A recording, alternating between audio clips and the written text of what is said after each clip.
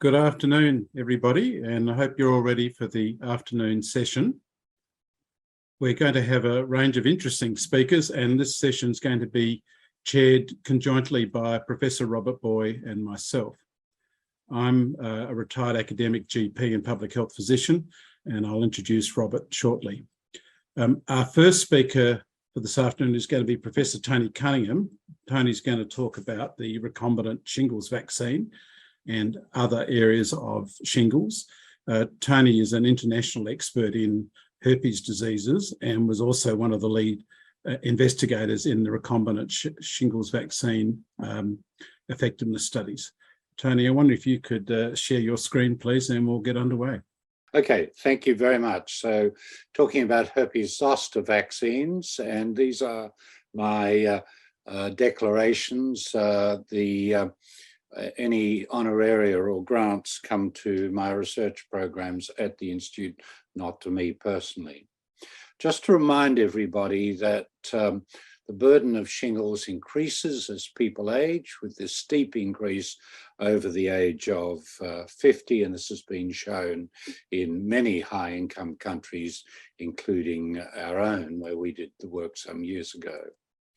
And this is because there is a decline in T-cell immunity. This shows the pattern of T-cell immunity and boosting throughout life, and then a decline over the age of 50 to a threshold that is as yet poorly defined, but it is a threshold T-cell response. And this can be stimulated by using concentrated chickenpox vaccine, which evolved into the live attenuated vaccine, or Zostavax, and this has been funded in Australia since 2016 with one dose of live attenuated herpes zoster vaccine, or Zostavax, funded by the National Immunisation Program at 70 years, with a catch-up program for those 71 to 79 years, all funded until October 2023.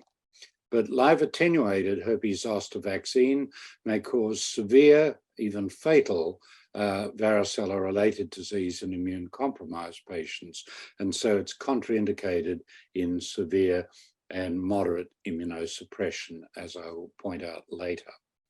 This is a summary of the major trials, including the very first trial demonstrating the proof of concept of being able to stimulate T-cell immunity to varicella in people over the age of 60, and the ZEST study, and they show that there is a 70% efficacy against incident shingles in people between 50 and 59, but this declines to 38% over the age of 70 years, although the efficacy in all of these populations is much higher, about 2/3 against the most feared complication, post-topatic neuralgia.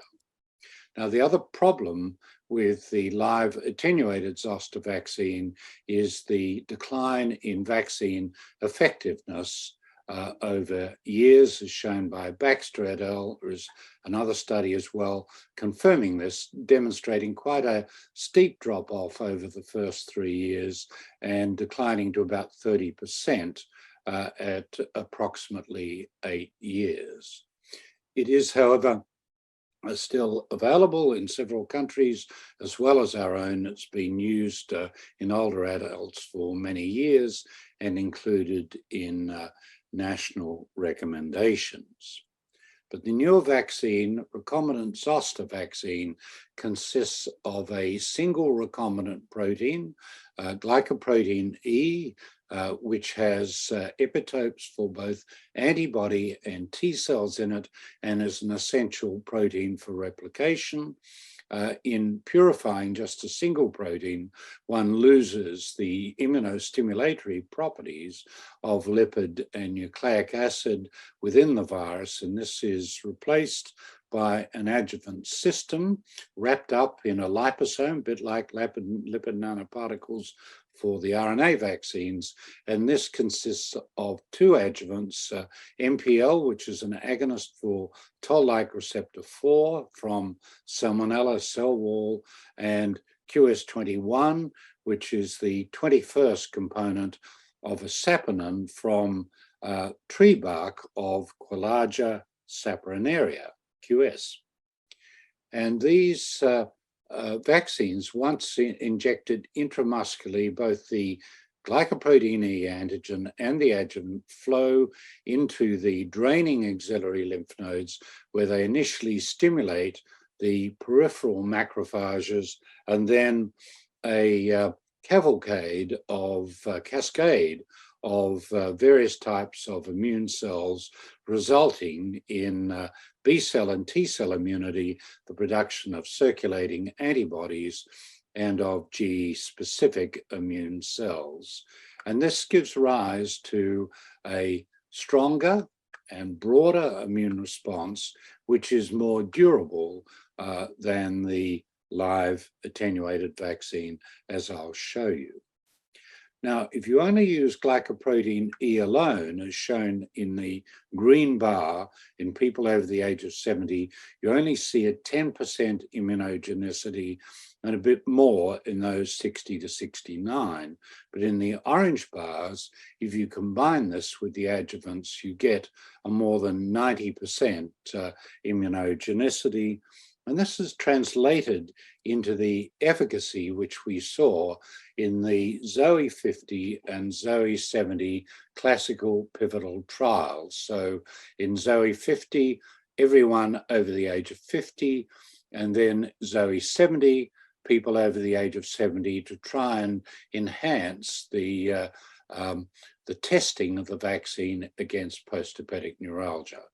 97% efficacy in 50 to 59-year-olds, 60 to 69-year-olds, and Zoe 70, 91%, but these in fact overlap in terms of error bars. And if we look at the effects on post-topatic neuralgia, it's essentially the same, and that's also true for other complications, blue bars being blue histograms being placebo, and the orange being the vaccine itself.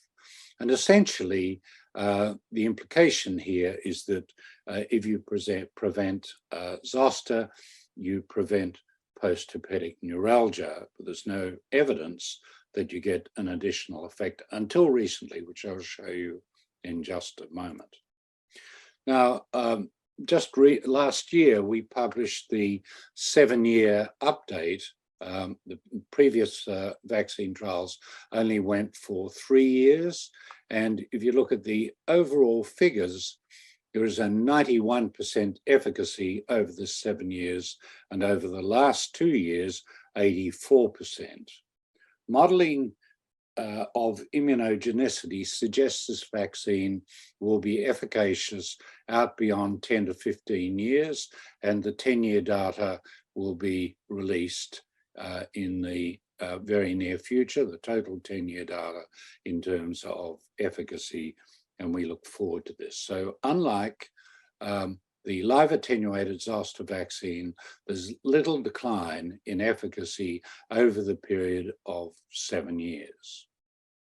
Now, if we look at reactogenicity, which has been a concern for some with this vaccine, where you get 60% local arm pain and up to 45–50% systemic effects such as fatigue and myalgia. And the major concern has been grade 3 reactogenicity, described as that which it leads to impairment of daily living, fortunately only for 2 to 3 days. The most recent data that we've published shows that 1/3 of people who get grade 3 injection site reactogenicity after the first dose, sorry about that, had grade 3 after the second dose. So in other words, you've only got a 1/3 chance of getting this more severe form of reactogenicity after the second dose. And in fact, in our trials, 95% of people return for the second dose. But it is worthwhile warning your patients that being fatigued, a bit like the RNA vaccines, and having arm pain, which may impair daily living, is a potential side effect in about 10% of people receiving the vaccine. There's less reactogenicity with advancing age, and having prior herpes zoster or Zostavax did not influence safety or reactogenicity. What are the other recent advances? The high vaccine efficacy is unaffected by the presence of multiple comorbidities or frailty, unlike influenza and pneumococcal vaccines. Recombinant zoster vaccine ameliorates pain in the acute stages of breakthrough herpes zoster. So in addition to preventing herpes zoster, if you get breakthrough, occasional breakthroughs, not too many of them, then there is an amelioration, a partial amelioration of pain. I'm always asked about single dose effects, and this has only been addressed in community effectiveness studies, which have showed a single dose is 15% less effective than the standard double dose. And finally, we published just last year that you can dissociate reactogenicity and immunogenicity, which is good news. About 30% or more of people do not get reactogenicity and still get good immunogenicity. So perhaps in the future, we can improve these adjuvants to reduce reactogenicity. Now, what about in the immune compromised? This is the latest concern for us as medical practitioners, because the vaccine is now licensed for people over the age of 18 who are particularly at risk, and they are the immune compromised. So again, I'm often asked, what are the grades of immune compromise? And we recognize mild, moderate, and severe. The risk of herpes zoster is really only markedly increased in the severe group, and live attenuated herpes zoster vaccine is contraindicated in the severe and moderate groups of immune compromise. What is the extent of the risk in these immune compromised people? The severely immune compromised are shown here. Stem cell transplant tops the pops at an incidence of 43 to 94 per 1,000 person years. Then hematologic malignancy and solid organ transplantation, followed by solid organ transplantation, hematologic malignancy, followed by solid organ malignancy and chemotherapy. And then really on antiretroviral therapy, risk is not greatly increased. It was really in people who had low CD4 counts that were at major risk of herpes zoster. Now, what are the diseases which fall into this category? So with hematologic malignancy, it's Hodgkin's, non-Hodgkin's, myeloma, chronic lymphatic leukemia. Who gets stem cell transplants? Hodgkin's, non-Hodgkin's, multiple myeloma, and acute myeloid leukemia. And this shows you the effects of pain and post-topatic neuralgia, defined as pain persisting beyond 90 days in those over 50 and those over 70, and those who are immune compromised receiving stem cell recipients. And this is from the placebo recipients in our controlled trials. And you can see that the older you get, the more post-topatic neuralgia you get, very nicely, precisely defined. And in fact, if you receive a stem cell transplant, you're highly immune compromised, you have a higher incidence of post-topatic neuralgia. And this is some of the best and most specific data I've seen in terms of these comparisons.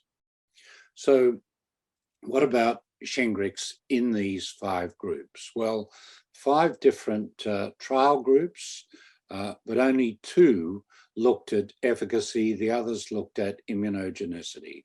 So HIV, immunogenicity, stem cell transplantation, the best trial, the largest, and hematologic malignancies receiving immunosuppressive therapy, and that's the problem. Both efficacy trials, phase 3, and renal transplants and solid tumors immunogenicity trials. And you can see that they're placebo-controlled over the age of 18 and 2 doses with the exception of HIV. The 3rd dose, in fact, was not found to be particularly useful. So this remains a 2-dose regimen, and the data was looked at over a period of 12 to 21 months. And here are the results. If we look at hematologic malignancy, the efficacy was 87%, matched by pretty good immunogenicity. Stem cell transplants, 68% for incident zoster, 90% for post-topatic neuralgia, T-cell immunogenicity, 89%. Solid tumors receiving chemotherapy are the problem if you give the vaccine during chemotherapy, and to some extent, the antibody immunogenicity of people who are receiving rituximab. And you can see that we do not have efficacy data yet. For those receiving solid organ transplants, and the most immunocompromised are heart, lung, pretty good immunogenicity for T cells, and an efficacy just not published yet, but actually in clinicaltrials.gov, a bit similar to the stem cell transplantation. And HIV, particularly if you received antiretroviral therapy, the immunogenicity is terrific, and it becomes less of a priority. Now, I just want to focus on stem cell transplant because there's a bit of a hooker here, and that is that after stem cell transplantation, you have to wait for engraftment for 50 to 70 days before giving the 2 doses. And this means you have to continue antiretroviral therapy for a month after the 2nd dose, according to CDC recommendations. This just shows the age breakdowns, which are essentially similar, around the 68 to 70% efficacy in all age groups. I mentioned post-topatic neuralgia before. Other complications, it's also good, and with hospitalizations, also very good. Now, if we look at reactogenicity, it is greater, goes up from about 60 to 80% in all of these severe immune compromised groups, and the grade 3 reactogenicity goes up a bit too, from 10% to about 12 to 15%. Black is placebo. If we look at systemic reactogenicity, then this is much greater than the 40 to 50% I mentioned across all the blue bars, across all of the categories of severe immune compromise. But look at the placebos, they're also markedly increased, and obviously fatigue and myalgia are common in these diseases, particularly receiving chemotherapy. So it's difficult to draw conclusions. Now, what are the recommendations for severe immune compromise? Use Shingrix. Obviously, you can't use a Zostavax. For patients taking biological or targeted synthetic disease-modifying anti-rheumatic drugs, which are really immunosuppressive agents for all autoimmune diseases. They include TNF inhibitors, JAK inhibitors, and T-cell inhibitors. We don't have trials yet, and this is a bit of a concern because T-cells are the way in which this vaccine works. These trials are underway around the world, but for the moment, Shingrix is indicated. You can't use anything else. With mild immune compromise, these milder DMARDs, you could use both, but why not use Shingrix, except for the price? So in summary, in adults aged 18 to 49 years who are immunodeficient or immune compromised due to disease or therapy, the safety profile is consistent with that observed in immunocompetent adults aged more than 50. Reactogenicity was greater, but confounded by reactogenicity, systemic reactogenicity from the underlying disease. The questions and future research required: phase 3 trials in subjects with solid organ transplants and malignancies need to be completed to determine efficacy.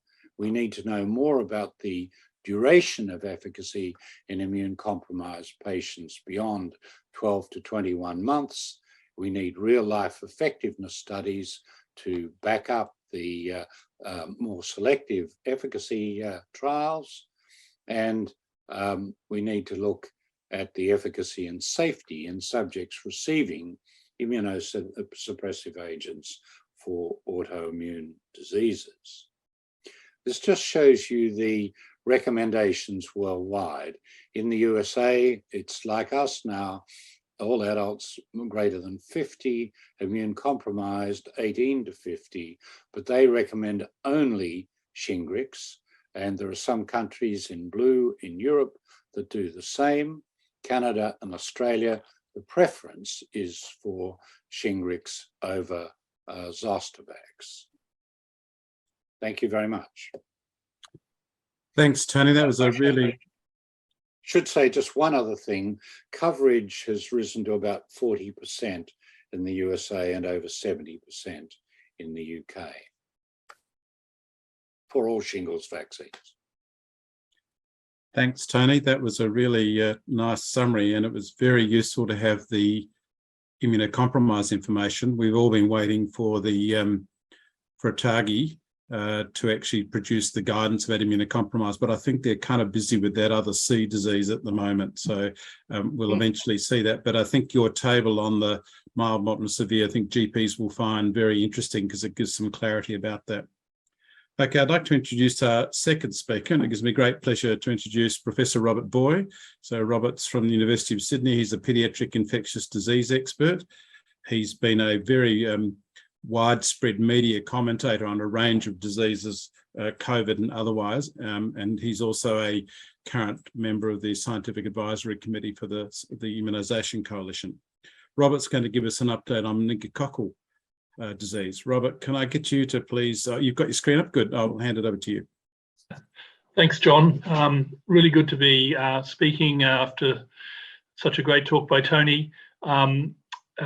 Going from viruses to bacteria, meningococcal disease has gone a bit quiet in recent years, but there's been so many interesting changes. I'm sure you'll keep paying attention. Now I've worked out how to work this thing. Yes, I can make it work. Fantastic. So you may well be aware in New South Wales that there was an event near Byron Bay called Splendour in the Grass, where there's been a recent outbreak of meningococcal B disease. 3 cases, in fact, an infant, a teenager, and a middle-aged adult. So it's hard to connect how they were in contact with each other, and public health have been able to do that. But they were linked in place, in time, and disease type. And so what we need, in addition to simple microbiology, is genetic sequencing to see if they really are linked group B organisms. What people do at these events that spread meningococci include shouting and singing, and mingling, including French kissing. Hieronymus Bosch has said, "Get off your ass and kick on doors." And I think that's the power of public health investigation. When you don't have an answer, you ask a few more questions, and epidemiologists and public health people are very good at doing that. Going back 20 years, some colleagues of mine, when I was working in the UK, investigated an English rugby outbreak of 4 adults in 3 unconnected groups. They were all spectators. And they developed disease just 4 or 5 days after the event, after the rugby match. And 2 of them actually died, so it was pretty awful. Going back to Splendor, the man in his 40s who was a security guard did die as well. So it's a pretty devastating disease. Now, 20 years ago in England, the outbreak was of 4 all serogroup, and they were all related genetically. And so what was thought and concluded as a possible explanation was that an asymptomatic carrier, a potential super spreader of a super spreading bacterium, and maybe it was more a function of the bacterium than the person, disseminated the infection through shouting and so on. It was described in the paper as a most unusual occurrence, but if you search the literature, it happens much more often than you realise. But perhaps accounts for only 1 or 2% of cases. I was also involved in the late 90s with a university outbreak in Southampton in the south of England. And there were 6 first-year university students all living in dormitory accommodation. And unbeknownst to each other, 3 of them had attended a nightclub all at the same time, but not in each other's company. 2 different C strains were found. So instead of there being 1 genetic link, there were potentially 2. But when they looked for hypervirulent strains in their fellow students, a quarter of the 500 or so students swabbed were carriers, but not 1 had the outbreak strain. So it tells you that this bacterium can be transmissible and hypervirulent. And 1 strain gets some kind of major genetic advantage to invade and cause trouble. I myself, when doing research in the 2000s in the UK, went to Sheffield and met up with 3 siblings who had been to the same nightclub and shared drinks and shouting and dancing, and they had the same meningococcal. So I'm not suggesting that they were conducting oral tonsil tennis. I'm just saying that close contact can cause this bacterium to spread. So Monica Lara, who's head of the Neisseria Network lab in Sydney, has told me that there will be results on the genetic link from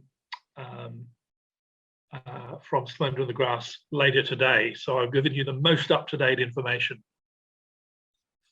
So the world really has changed. There's been so many differences over the last few years, and I'll go over a few of them. And the world is changing. We've just gone into opening up our borders this year, and we've seen what, first of all, in 2020 and 21, were the lowest incidence on record of both influenza and meningococcal B, because the 2 are related. And then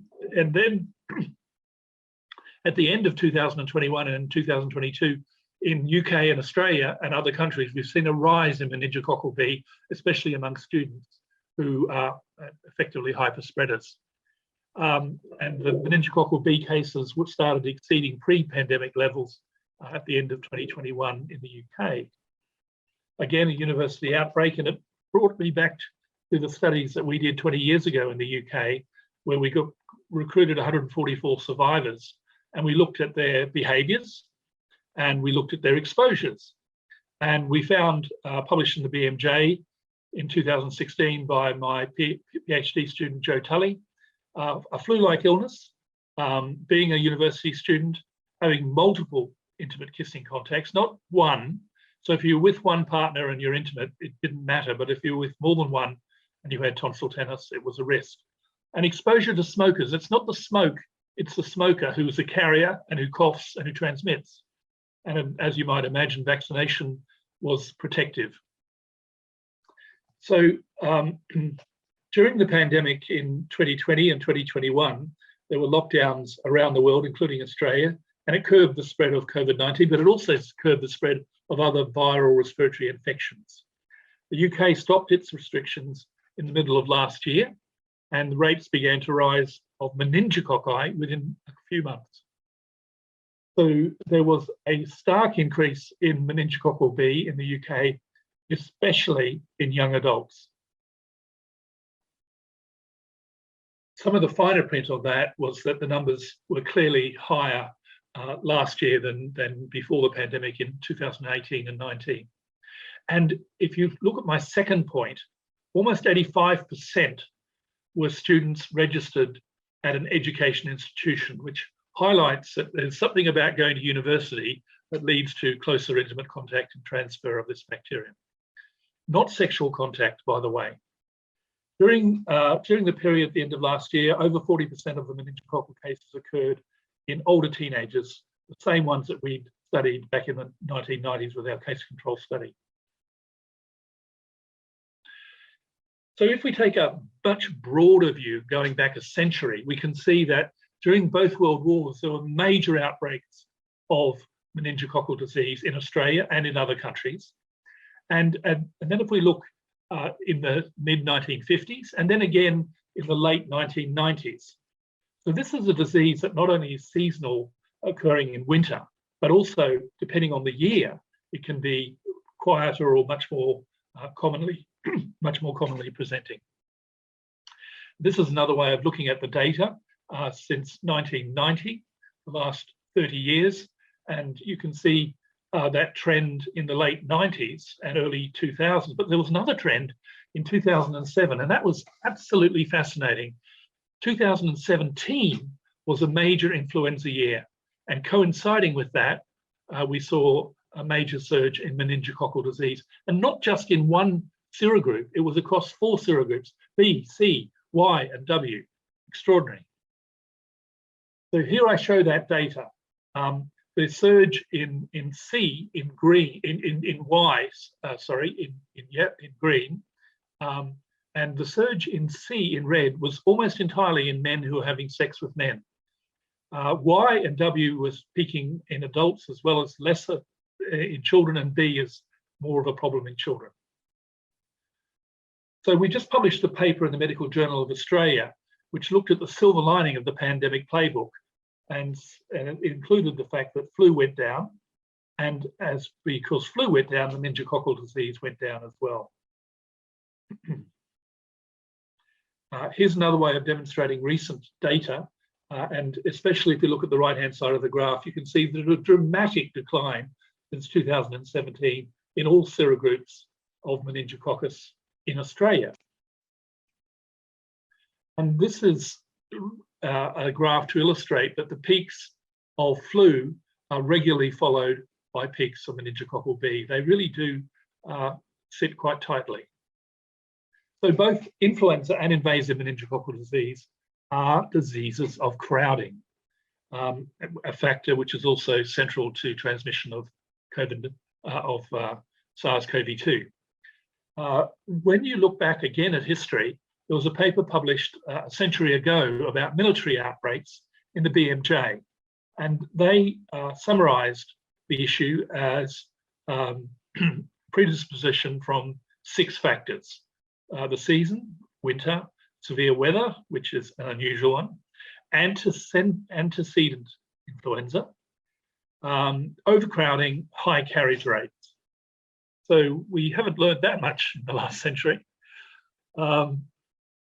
But in Australia, we've had major changes in policy with important impacts, such as the dramatic decline that we've currently observed in meningococcal disease, a function of vaccination and public health policies combined against meningococcus and against influenza. So from October 2018, meningococcal B vaccination was funded, but only for eligible children. And South Australia stood out because they did a study and introduced B vaccine for all children and teenagers in South Australia, and they have had the biggest decline in meninge B disease. So as a consequence, we've seen the lowest rates of invasive meningococcal disease and influenza since national records were kept. And that was up until the first half of this year. And we're just starting to see meningococcus coming back again. Whoops, I went up the wrong way. So we could all point to the public health distancing campaigns, the education, and so on. And the reductions in case numbers can clearly be achieved by means other than vaccination, and it's interesting to observe that. So here's another look at the historical nature by serogroup. First of all, hang on, I'm just having trouble reading my slide. This is a study done by a colleague at the National Centre by the name of Glenda Lawrence, and I helped with it, as did Peter McIntyre and others, and Monica. And you see here that we had that surge in the early 2000s, and then we introduced meningococcal C vaccination, and that had a major impact. And within a couple of years, the numbers had gone down dramatically. But how interesting when you look at the box on the right, that although there was a 99% reduction in meningococcal C, B reduced by 55% as well, and there was no vaccine campaign for that.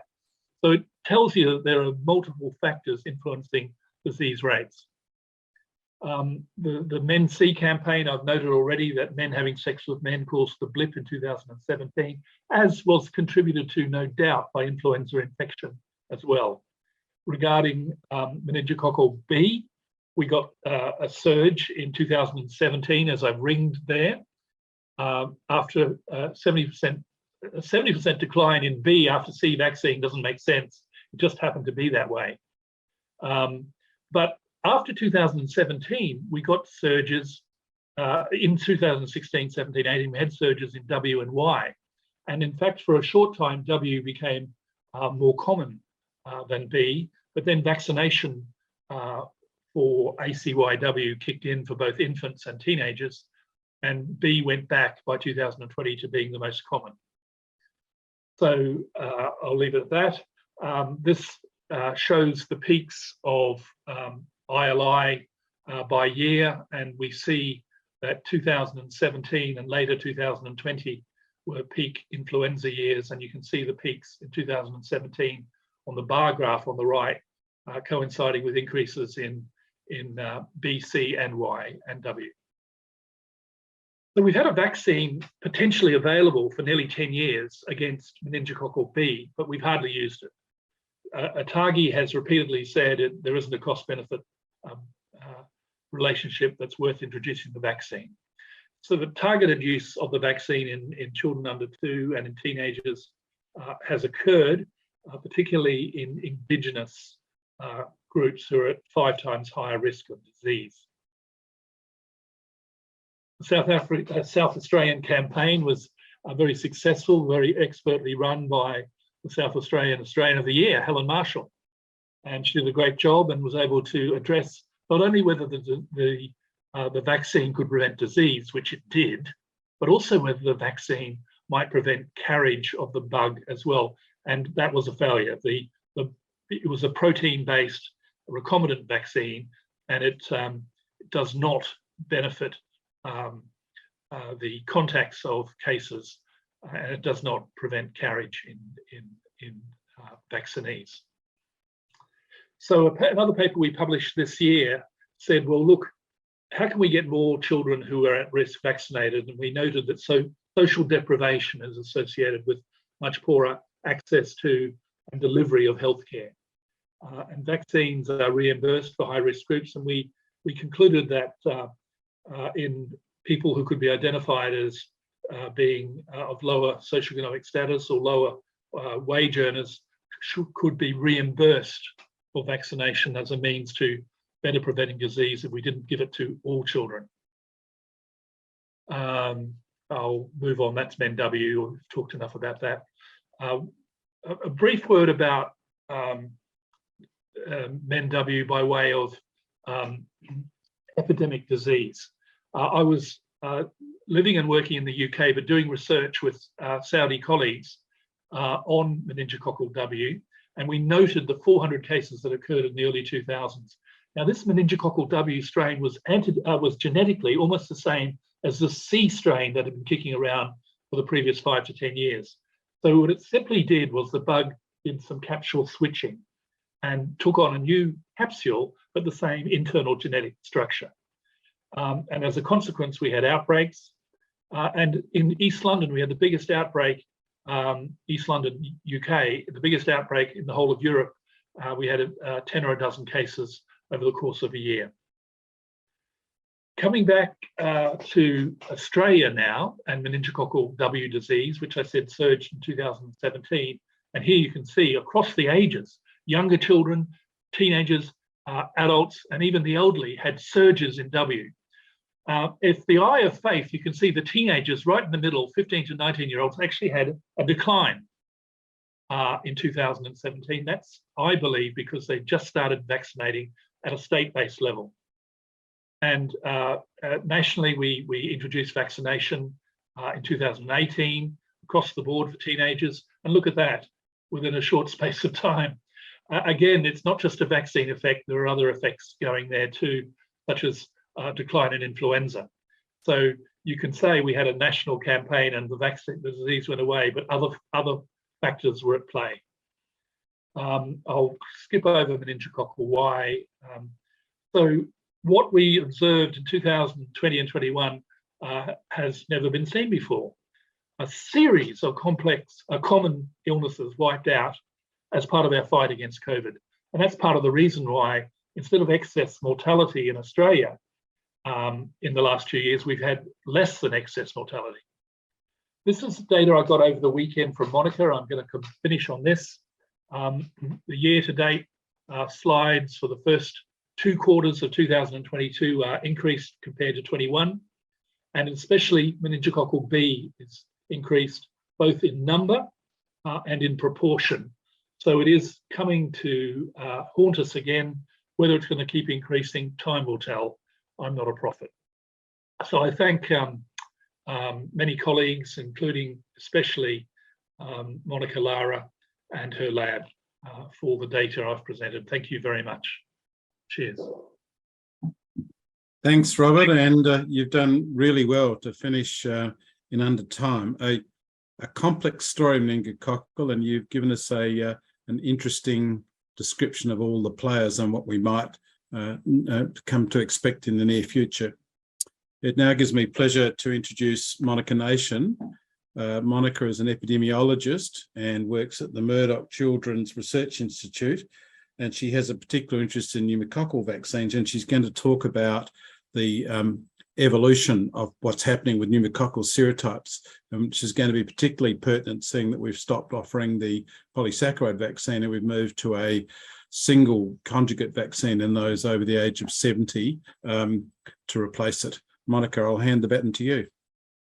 Thank you for the introduction, John. So today I'm going to talk to you about, I'm going to take you through some data from the National Notifiable Diseases Surveillance System on invasive pneumococcal disease, with a particular focus on what's been happening in older adults in the last few years. And I'll also touch on the impact that COVID-19 has had on the IPD data that's been collected.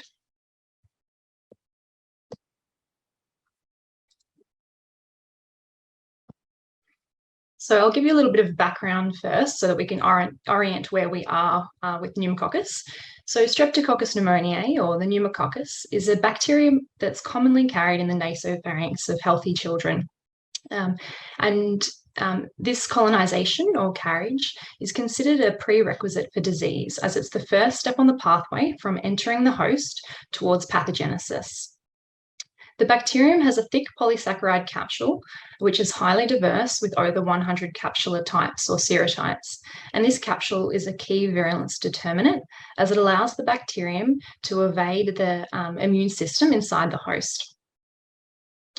If the bacterium migrates away from the nasopharynx, it can cause a spectrum of disease.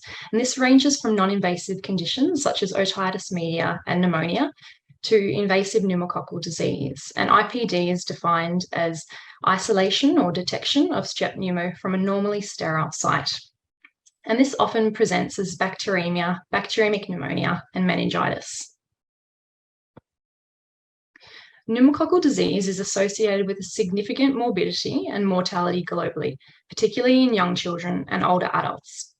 And I've pulled some published data here, which show that in 2012, Ipd incidence was 19 per 100,000 population in adults over 65 years. And around this same time, rates of pneumococcal pneumonia hospitalisation and the frequency of GP visits for pneumococcal pneumonia was around 15-fold and 24-fold higher. And this really highlights the fact that while I'm talking about IPD today, other pneumococcal conditions also contribute to this health burden and a great cost to the healthcare system. Pneumococcal vaccines protect against a subset of those 100 serotypes that I mentioned. And the number of serotypes that each vaccine protects is indicated in the naming of the vaccine. The two vaccines that we have available in Australia are PCV13 and PPSV23. And PCV13, the serotypes that are inside it, those 13 serotypes are also inside the polysaccharide vaccine, except for serotype 6A.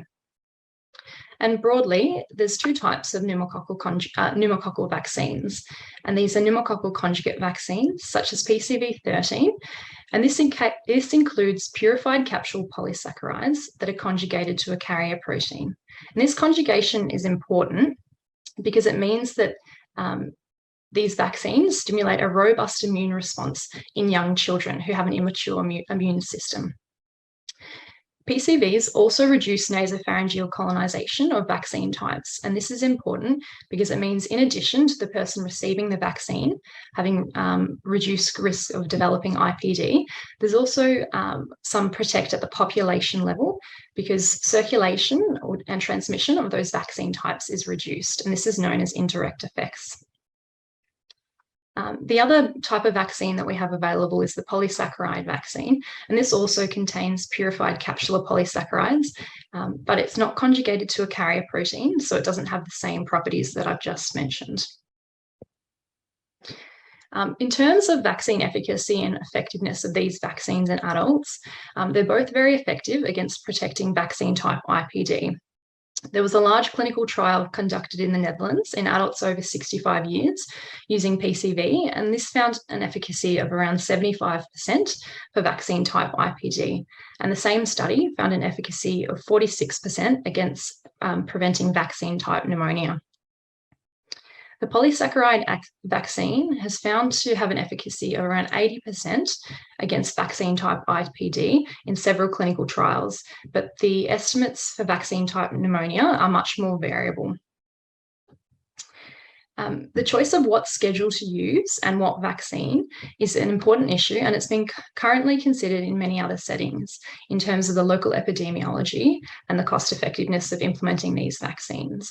And I'll touch on where we are now as we've had a recent schedule change in 2020.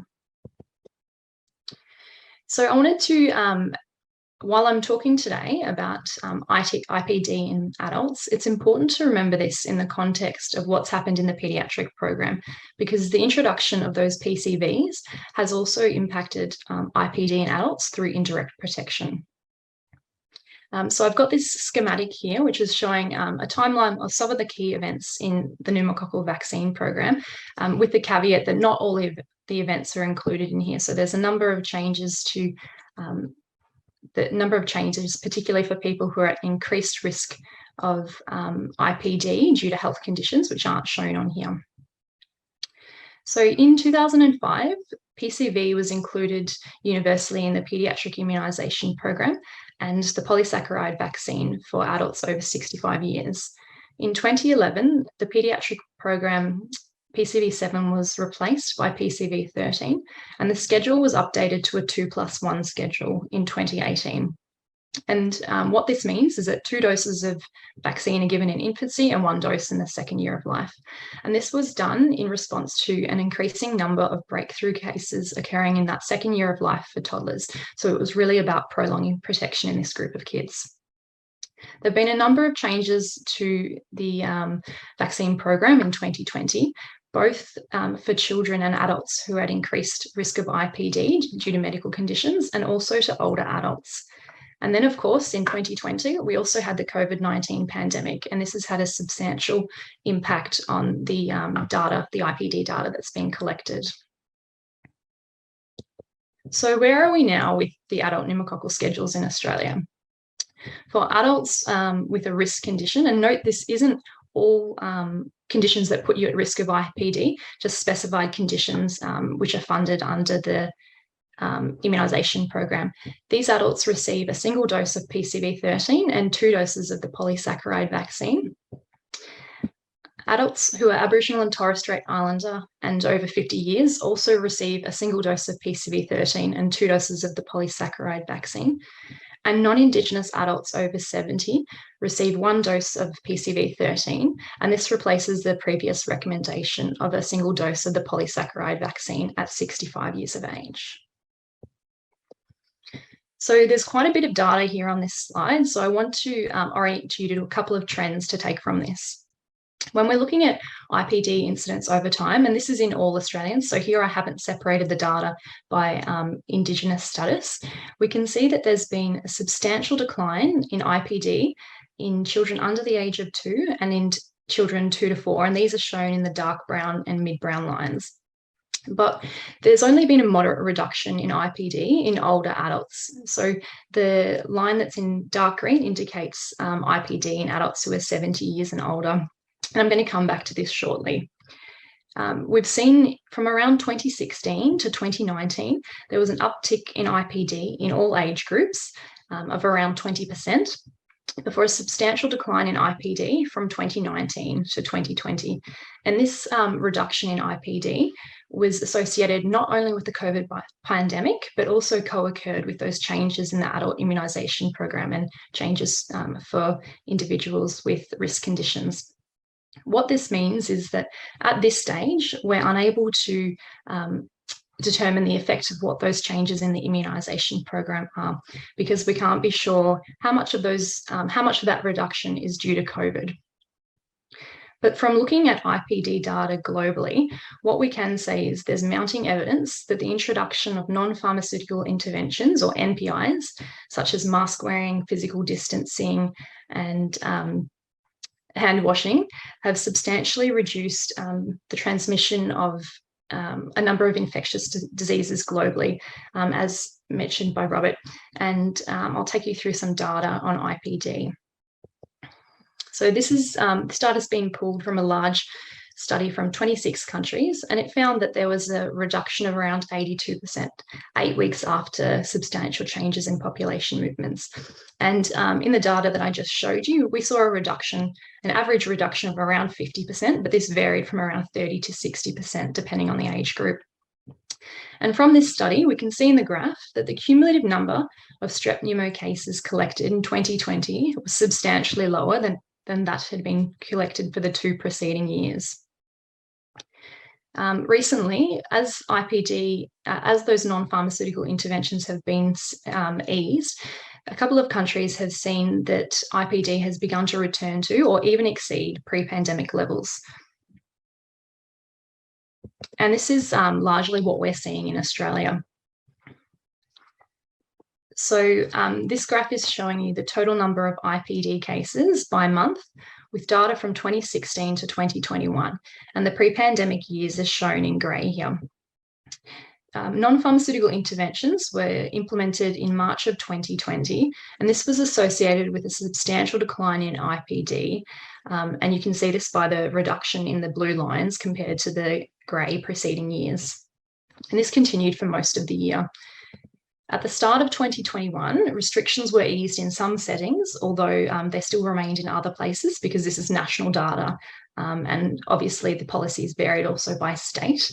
And this was associated with an increase in IPD that was more similar, so levels of IPD returned to those that were more similar to pre-pandemic. However, in the second half of the year, there was intermittent lockdowns in all jurisdictions in Australia, with extended lockdowns occurring in New South Wales, Victoria, and the ACT. And this was done to prevent the transmission of the COVID-19 Delta variant. And again, we saw a substantial decline in IPD for most of the year. So what you can take from this is that clearly there's some kind of reduction in IPD occurring during the COVID-19 pandemic. And when we do assess those changes that have happened to the immunisation program, it's going to be really important to try to find a way to take these into account. Taking a step away from COVID, back to the IPD incidence data, I'm now showing you this IPD incidence data by Indigenous status and those key age groups in the immunisation program, with the dark green line indicating Indigenous adults over 50 and the tan line that's solid indicating non-Indigenous adults over 70. And here we can see that there's been a modest decline in IPD in non-Indigenous adults over 70 of around 30%. But across this same period, we're seeing a substantial increase in IPD in Indigenous adults over 50, and this is about a twofold increase. So there are a number of reasons for why this might be occurring. In particular, vaccination in adults is considered suboptimal. So we don't have particularly good data at the moment. The last estimates, the last national estimates were from 2009, and they indicated that around 55% of adults had received pneumococcal vaccine. And estimates from around this time were indicated lower levels in Indigenous Australians. Also, there's some differences in the types of serotypes that were detected between Indigenous and non-Indigenous adults here, with more serotypes that are in the polysaccharide only and not in PCV13 being detected in Indigenous adults. And this really reinforces the importance of making sure that individuals are receiving the vaccine, receiving all the doses of the vaccine that they're eligible for. So now I'd like to focus in on some data from 2016 to 2020 in non-Indigenous adults over 70. And so we can see what has been happening in this time here. This is the serotype-specific incidence data for non-Indigenous adults, and I've just plotted the top 10 serotypes here. And what we can see from 2016 to 2019, there's been a substantial increase in the incidence of serotype 3, which is shown in the dark brown. And this is around a 75% increase. The other most common serotypes along in this period were 22F, 19F, 6A, and 23A. And when we think about these serotypes in terms of whether they're included in the vaccine formulation, 3 of these top 10 serotypes are included in PCV13, and 6 of these top 10 serotypes are included in the polysaccharide vaccine. And what this means is that there's 4 serotypes which aren't covered by either of these vaccines.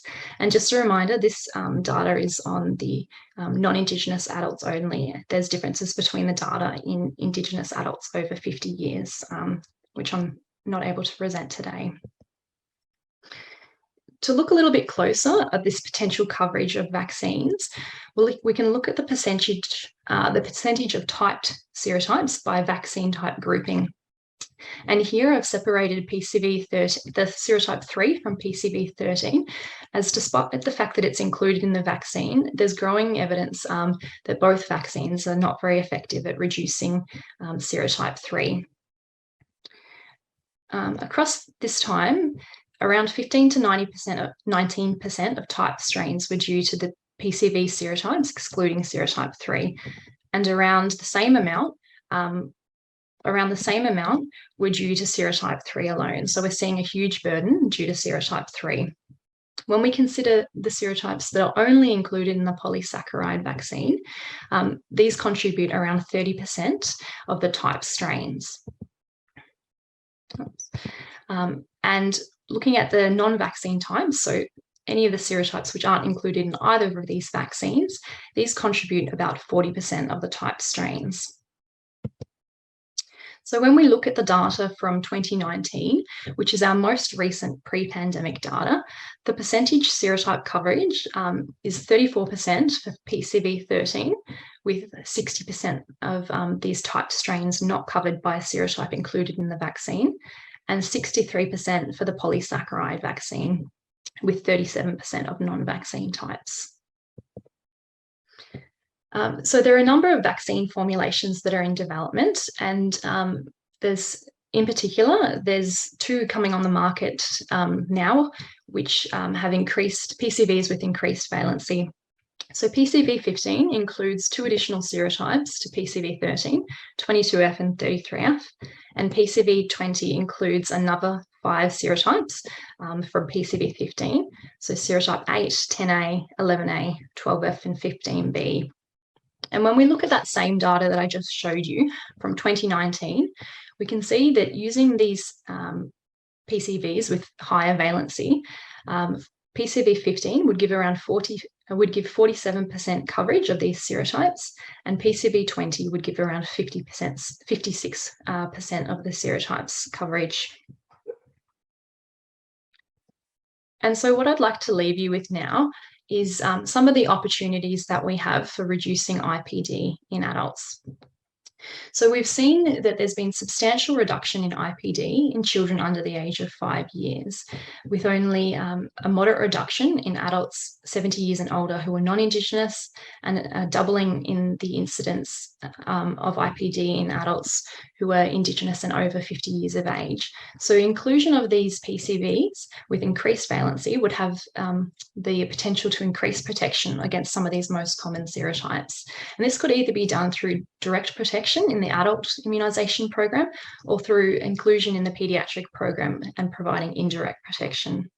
There are also other vaccine formulations in development, such as a vaccine which is targeted against the serotypes that are most common in adults, and some vaccines which may be more effective against serotype 3, although these are only very early in development. I also really want to reinforce again the importance of continuing to promote vaccine uptake in adults. While those estimates of coverage aren't particularly good, they indicate that the coverage is suboptimal. It's also really important to ensure, again, that we're making sure that people are receiving the full schedule that they are eligible for, because a number of the serotypes that I've shown you are only included in the polysaccharide vaccine. The data for pneumococcal vaccination data is now being entered into the Australian Immunisation Register. So in the next few years, we should have better coverage data on where we are with pneumococcal vaccination. And this will be really important to inform decisions in terms of targeting vaccine strategies to ensure those people who are missing out on vaccination have the ability to be incorporated into future strategies.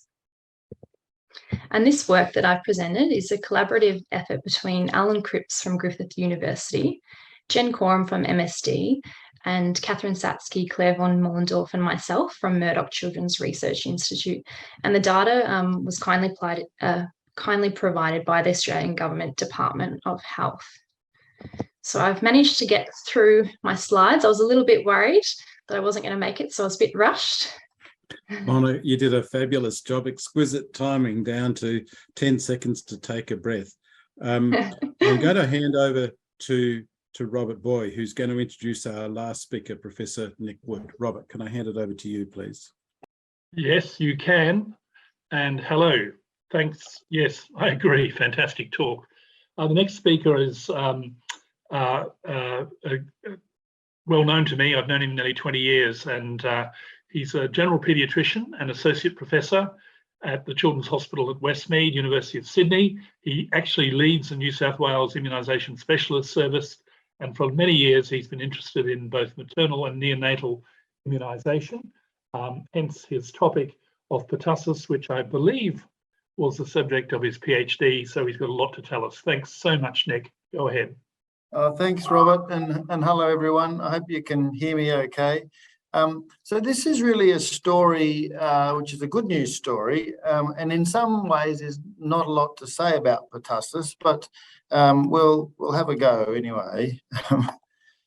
So what I thought I would cover is some of the what the current vaccine schedule is in Australia, where we're at with vaccine coverage, what that's done to our epidemiology, and then finish off with really the next generation of vaccines.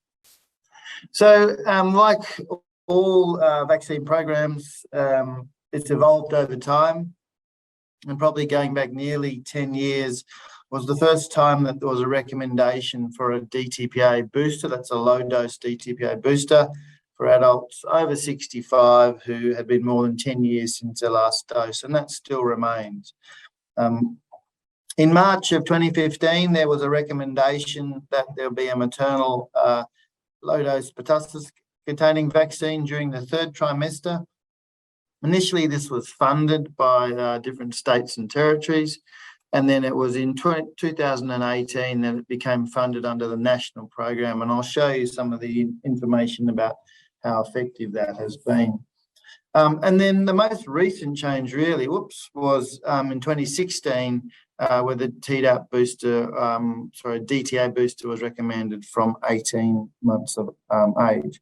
So that really leaves kids getting a fairly good exposure to DTP, starting pretty much with pregnancy, and that protects them in the first 6 to 8 weeks of life. Then they get their first dose at 2 months, 6 weeks of age, followed quickly by doses at 4, 6 months, and then boosters at 18 months and 4 years. Then they get a booster at high school, and then the next booster after that will be usually when a woman is becoming pregnant and her partner is encouraged to get a booster then, and then thereafter is in the adult years when it sort of aligns with the tetanus schedule. So throughout the life course, you are getting regular exposure to the pertussis antigen and boosters. So up until recently, there's really been 2 vaccines that were used in infants. The 6-in-1 pertussis vaccines, which is where we get the hexa part of it.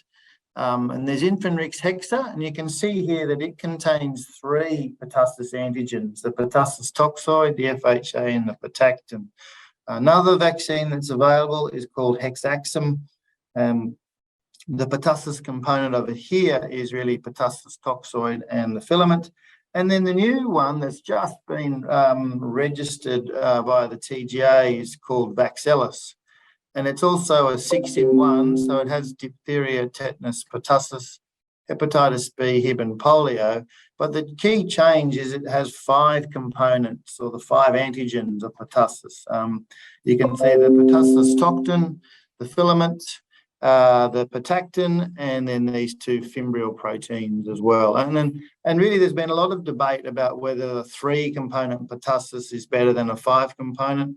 And I don't think the jury has really settled. But one of the advantages of this 6-in-1 Vaxelis and also the Hexaxum is that it does not need to be reconstituted with the Hib pellet. So that's a real advantage for use in the primary healthcare market space. So these are the pertussis-containing vaccines that are available, and the new one to add there is Vaxelis. Simple way, if it ends in Rix, it's made by GSK because the headquarters of GSK is in Rixensart in Belgium. And if it's got a cell on the end of it, that's a Sanofi product. And most of the Sanofi products are 3 or 5 component, whereas most of the GSK products are 3-component pertussis vaccines. Lots of information in the immunisation handbook about these vaccines and the ages for which they're registered for use. We're doing pretty well with immunisation coverage. So this is the latest data from the first quarter of this year. You can see in the red box there is the 1-year-old coverage, and it's pretty good, about 94% nationally. It dips down a little bit to 93% at the age of 2 years and then rises up again to 95 at 5 years. So we're doing quite well. We can, in the blue box there is the coverage for the Aboriginal and Torres Strait Islander population, and you can see it's marginally lower. And so it's something that we need to continue to work on, that we can get as high coverage as possible in all our population. Now, Robert and Monica talked about the fact that there have been a dip down in disease, particularly pneumococcal, during the COVID pandemic. And one of the worries was that because people wanted to stay away from healthcare facilities, that there would be a reduction in timeliness of the childhood vaccinations. And this has been seen to some extent. So we want to make sure that we don't see that slide continue. and has been happening in the Aboriginal and Torres Strait Islander population, and that needs to be turned around. So hopefully with community opening up, that people can get back into the primary healthcare to get their vaccines. The other big one, which is, as you know, when I mentioned, was the maternal Tdap. This is showing coverage across different public health LHDs in New South Wales from 2019 to 2020. And the good news is that most of the blue dots are on the right-hand side of the red dots. And that means that in each of these districts, there's been an increase in maternal pertussis vaccine coverage, which is good news. Pertussis in pregnancy, there is no national figure, unfortunately, because we can't use the immunisation register, to actually get an accurate uptake of pertussis or flu vaccine during pregnancy, or even COVID vaccine for that matter, because the AIR does not have that capability to register whether the woman is pregnant or not when she gets the vaccine. So we do rely on combining data from the states and territories, and this is just some data from New South Wales. In general, the pertussis vaccine coverage appears to be higher than the flu vaccine. So it's around about 80%, which is pretty good. So there is a report that was published this year, which is a couple of years old now, but I'll update you with some of the figures from the different states and territories. And this is national data, and you can see the authors there, published in the Communicable Diseases Intelligence. This is data showing notifications in the blue line and hospitalizations in the purple. And pertussis is pretty much in cycles. Every 3 to 5 years or so, we'll get an outbreak of pertussis. So 2009 was a big year, as was 2017. This is the rates in the 18 months to 19-year-olds. And again, you can see that there's a higher rate in the age group there with the sort of 5 to 9-year-olds. And that was part of the reason that there was a driver to, try and give an 18-month booster to increase the protection to lower that coverage. But it does cycle every 3 to 5 years. 15 to 19-year-olds are sort of down the lowest end there.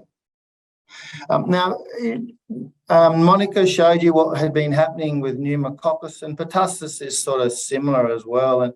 And really, since COVID, it has pretty much disappeared. And the concern is it lurking in the community and we're missing it, or has it really started to disappear, and that we are getting on some good control of it? And there's probably a little bit of both, but what's important is that the group that are most at risk of getting severe pertussis is the very young infants.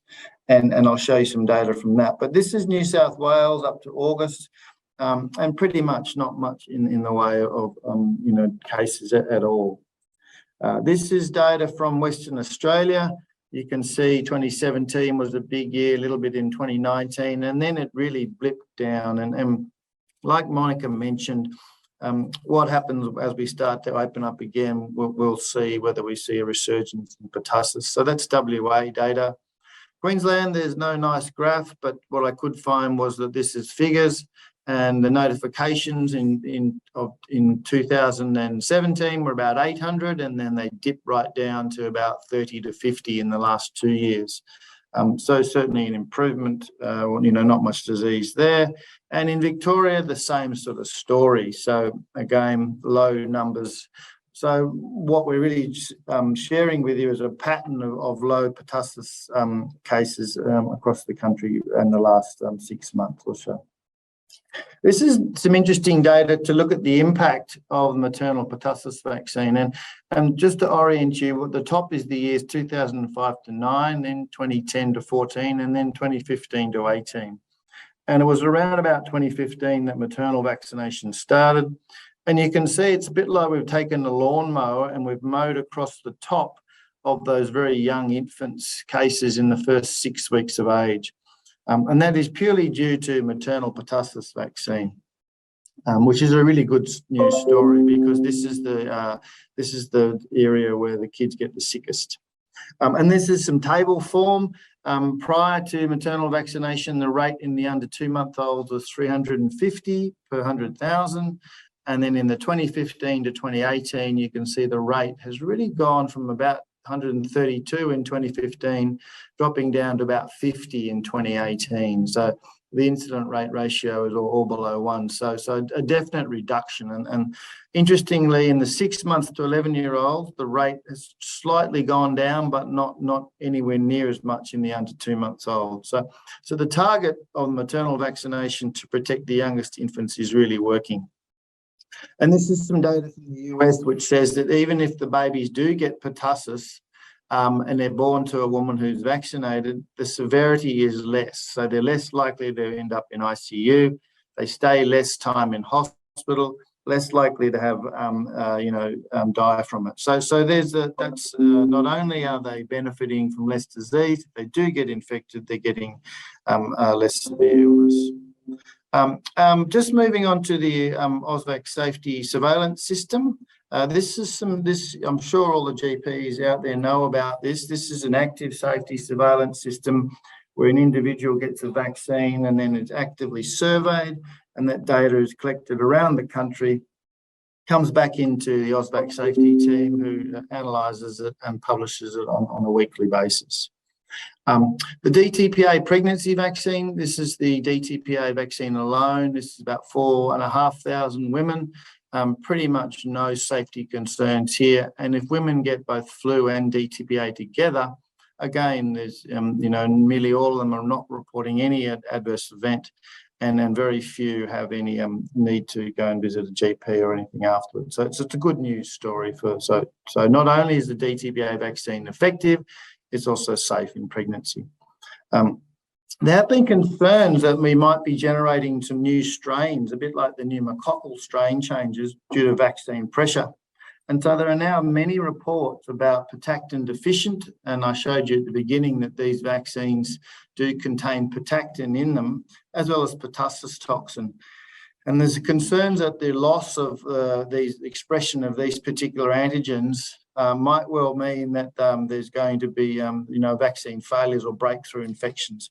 And there doesn't seem to be any real evidence just yet that it's of significant concern, certainly not in the number of cases we're seeing, but it's being watched very closely.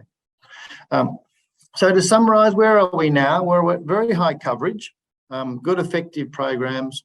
We are seeing some waning immunity, and there's some next generation vaccines in development. And so just to finish off, really, what's the road ahead? Because of the waning immunity, I said before that there are need for boosters, and so there might be ways we can improve the booster response. Most of the vaccines don't protect you against infection, and so therefore we need vaccines that will induce immunity in the respiratory tract. And I'll show you a couple of slides of the next generation vaccines that are likely to work in that space. And then in particularly for pregnant women, at the moment they're recommended flu, COVID and Dtpa, and likely as well a future RSV vaccine. So there'll be lots of questions to ask about their uptake, the effectiveness and the safety of people getting at least 3 right now, but 4 vaccines and maybe more. So one of the ways to improve the immune response is to get novel adjuvants. And one of the key adjuvants is in this orange circle up here called the CpG. And that adjuvant has been put into a vaccine that is one of the vaccines that's using this is a company called Dynavax. It's a novel adjuvant, but it is actually used in a hepatitis B vaccine and also used in one of the COVID vaccines. It has been shown to show good responses in mice, and so now there are trials underway in adolescents and young adults using this adjuvant combined to pertussis antigen to see if they can get a better immune response. I mentioned before that we want to improve the protection against infection. The current injectable vaccines aren't so good at that, so we really want to improve that, and one of the strategies there is intranasal pertussis vaccines. And so there's a couple of markets that are in the trial environment right now. One is called BPZE1, which is a live intranasal attenuated pertussis vaccine. or other vaccines using outer membrane vesicles. And so this is probably the next generation that we'll be using as a booster dose. Other ways to improve the responses are to, rather than using chemically detoxified pertussis antigens, which is what all of the vaccines use right now, one of the risks is that by chemically detoxifying the pertussis antigen, that the antibody that you make may not recognise the pertussis, the native pertussis toxin. And so there are vaccines in development where they can genetically detoxify the pertussis toxin. And one of the vaccines that's actually licensed is a vaccine called Pertussis, which is used in, made by Bionet, which is used in Thailand. So there are studies underway in Australia to look at this particular vaccine as well. Tom Snelling in Sydney University is going back to the future, I suppose. He's looking at whether or not we change the first dose of the acellular pertussis vaccine. Can we improve allergy? So this graph here shows the rise in the columns there of anaphylaxis, food-related anaphylaxis, coinciding with an increase in the use of the acellular vaccines and a reduction in the wholesale pertussis vaccine. And so there's some epidemiological information and also some lab-based immunologic data that suggests that perhaps, giving wholesale pertussis vaccine as the first dose might well reduce the allergy events that we see in the country. So I'll stop there, Robert, and happy to take any questions. Thanks, Nick. Okay, well, that was fantastic. Don, as I'm on the deck, I'll start with some questions and hand to you quite quickly. I thought I'd start with a question to Nick. We give a lot of vaccines in the first 6 months of life. Do you think there's real scope for more being less or less being more? Less being more by dropping either the 4 month or the 6 month? Think there's a scope for that? Yeah, I don't know whether that was a Dorothy Dix, Robert, but it's something I'm very interested in. And I think there is now fairly strong evidence that the maternal vaccine does suppress the infant's immune response to the infant pertussis vaccines. And that's why the 18-month-old booster is very important, because without that, those infants have got quite, if mum had the vaccine and then infant had a suppressed response, they go a little bit longer with lower level antibodies. And so the 18-month dose is quite nice. I think the Scandinavians have probably got it right, in which case they give a maternal Dtpa vaccine. They can give 2 early doses, like a 3 and a 5 month, and then they give an 11-month dose. And it might be better that we could just get maternal vaccine for mums, 2 infant doses before 5 months of age, and then move that 6-month one out to 12 months. And then we may or may not really need the 18-month one. So that's potentially the way ahead. Fantastic. If I'm allowed to ask one more question, Monica, your recent Australian data was truly fascinating. Did you show a peak of pneumococcal disease in 2018, which was higher than 2017? And would you like to speculate on what the predisposing risk factors were for disease, considering there was such a tight association between flu and meningococci in 2017? Your peak seems to be for pneumococci in 2018. Yeah, unfortunately, in the data set that I have, I don't have any information on the comorbidities that people have or other infections, any information like that.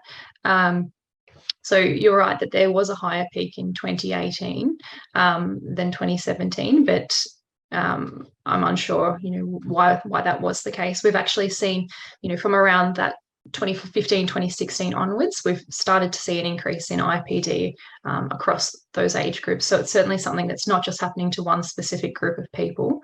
But as to the reason for why in those particular years, I'm not sure. John. Shall I pick up the ball? There's a question from Robert Menzies to Tony. Are there data on a 2-dose Zoster schedule, Tony? So the only multiple dose Zoster are recommended 1 dose, not 2, and the only data that I'm aware of is Myron Levin's trial looking at a 5-year booster for Zoster and showing it's about equivalent to using a new vaccine in people of similar age. You do get some residual T-cell immunity out to beyond 5 years and a bit of a boost. But basically, that's all there is. And there are also the data using an activated Zostavax, initially by Ann Arvin about 2002. And most recently, there's another paper from Los Angeles using 4-dose and activated Zostavax. And they claim they got immunogenicity about the same as an immunocompetence, but it was really not efficacious in hematologic malignancies, which I think the inconvenience of 4 doses and the lack of comparable efficacy to Shingrix would mean that it's not a viable proposition. Thanks for that. We have 2 questions for Nick, I think. The first one is, Nick, with repeated pregnancies, what is the frequency of revaccination? So if they were, for example, pregnant every 2 years, and what about the partner and other carers? What's the interval for them? Yeah, so at the moment, the pregnant woman's recommended at every pregnancy. And then that's predominantly, I suppose, not so much for her benefit, but it boosts her own antibody, which then crosses the baby. So the baby has a good amount when they start life. So for every, woman gets pregnant every 2 years, then yes, needs to have the vaccine during pregnancy for the benefit of the infant. Partners, I think, could probably not need so much every pregnancy, and I would say every 5 to 10 years would be my thoughts for them. Okay. The second question seems to have gone off my screen for that, but I have a question for Monica.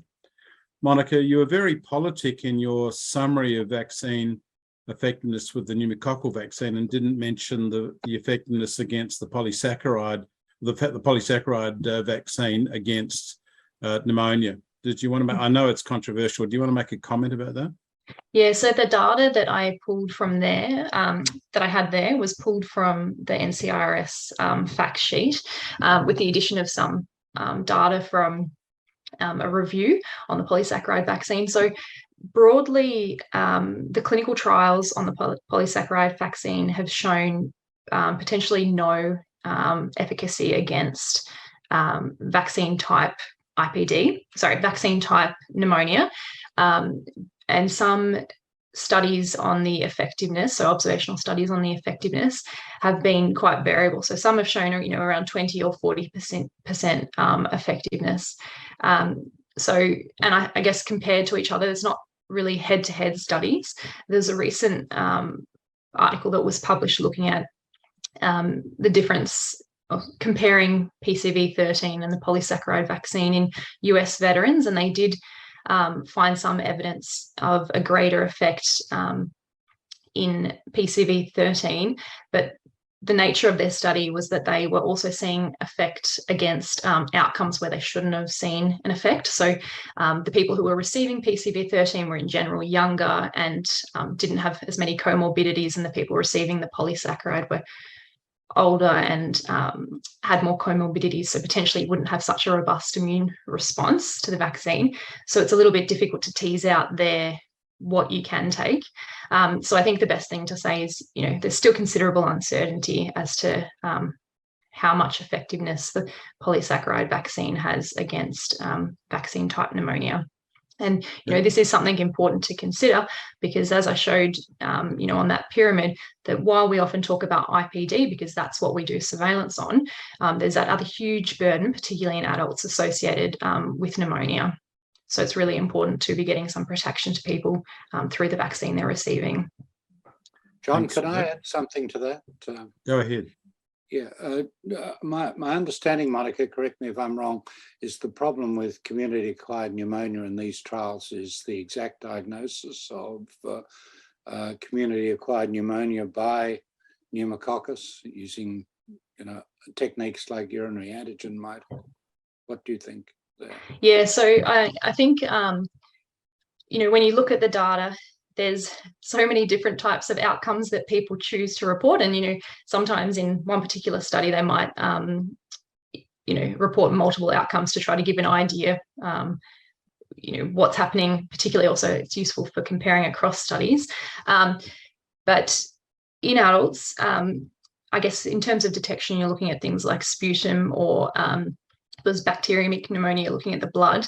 Otherwise, it is, as you say, things like the urinary antigen testing. And these are always going to be sort of an underestimate of what is truly happening.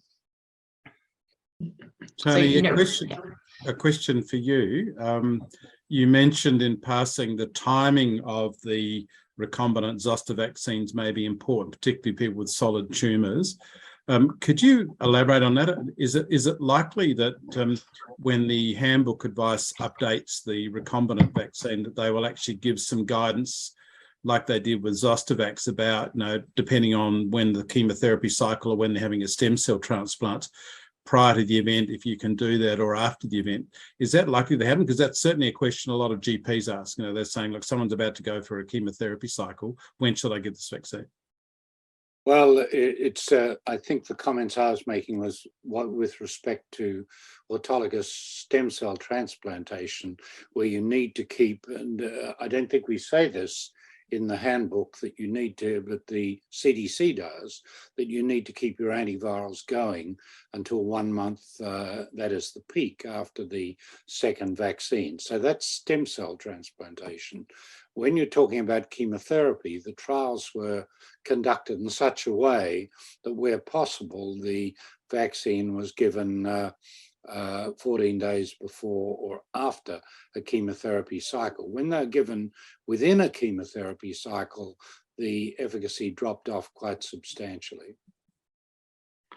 While you're there, Tony, if I may, I'll throw in another question for you. A lot of people will have had a Zostavax single dose 5, 6, 7 years ago, and like me, last week had a Shingrix booster. Are you likely to, oh, and by the way, I wasn't put in bed, but my wife was, I'm sorry to say, for a day. But anyway, Shingrix, does a single dose on top of a prior Zostavax give you even better immunity than a single Zostavax, single Shingrix, or is Shingrix so good on its own? You need to have the dual dose. By the time you get to 5 years after a Zostavax, even 3 years, you can't count on residual T-cell immunity. I think that's, you know, certainly discussions with Myron with his particular trials indicates that. So you need to act as though you're having a de novo Shingrix course. That means 2 doses, and the second being 2 to 6 months after the first, but you can go out to 12 months, as the Americans showed. Brilliant, thanks. I don't think that's been made clear in the handbook, Tony, you know, in terms of or the NCRS fact sheet there about having the 2 doses of Shingrix after you've had previous Zoster or previous Zostavax. Well, that's the way the trials ran. The trials ran 5 years after a Zostavax, and yet the indications here and certainly in the USA, and I think a couple of other countries as well, we're now recommending people have Shingrix a year after Zostavax or more. I used to say 3 years, and so did Myron Levin. There is no data, but if you look at the curve that I showed you, there's this really rapid drop-off with Zostavax over about 2 to 3 years in terms of incident Zoster. And it would certainly be wiser to bring your Shingrix further forward and get the benefit of that 90% efficacy. There is no indication anywhere not to have 2 doses of Shingrix at any time. Is there a burning issue that anyone wants to come up with who's already a speaker? I can't see any more questions in the chat. But any of the speakers feel that something needs to be emphasised, or they want to ask a question of another speaker? Because if not, we might draw this to a close just a fraction early, so you can have a cup of tea. Thanks a lot, all the speakers. Fantastic session, especially all of you. Thanks a lot. Cheers.